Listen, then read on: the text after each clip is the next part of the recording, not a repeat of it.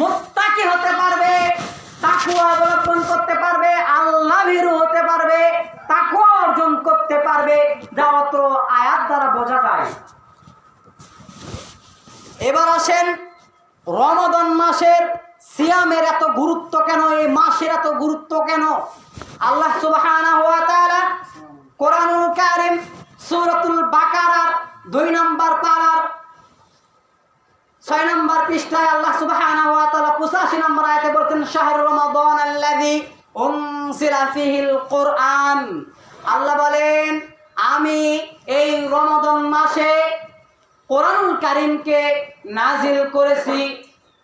উনজিলা feel কুরআন হুদাল লিন-নাসি ওয়া বাইয়িনাতিন মিনাল হুদা ওয়াল ফুরকান। আল্লাহ বলেন, মানুষের হেদায়েতের জন্য আমি ফুরকান নাজিল করেছি। কোরআনের আরেক নাম হলো ফুরকান। সম্মানিত উপস্থিতি, এজন্যই রমাদান মাসের এত মর্যাদা, এজন্যই রমাদানের সিয়ামের এত গুরুত্ব।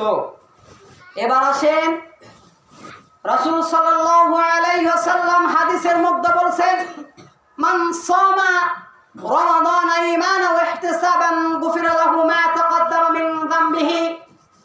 আবু হুরায়রা রাদিয়াল্লাহু আনহু থেকে বর্ণিত, তিনি বলেন, রাসূল সাল্লাল্লাহু আলাইহি ওয়াসাল্লাম বলছেন, যে ব্যক্তি রমাদান মাসের সিয়াম পালন করবে ঈমান নিয়ে, ঈমান সহ সওয়াবের আশায়, যে ব্যক্তি রমাদান মাসের সিয়াম পালন করবে, একটি সিয়াম পালন করবে, গুফিরা লাহু মা তাকদ্দামা মিন যামবিহি, আল্লাহ রাব্বুল আলামিন তার সগীরা গুনাহসমূহ ক্ষমা করে দেবেন। হাদিস বুখারী মুসলিম বাংলা নিষ্কার। সম্মানিত উপস্থিতি, রমাদান মাসের সিয়াম পালন করার মাধ্যমে যদি আল্লাহ তাআলা সগীরা গুনাহ ক্ষমা করে দেয়, তাহলে এর চেয়ে বড় পাওনা আর কি আছে?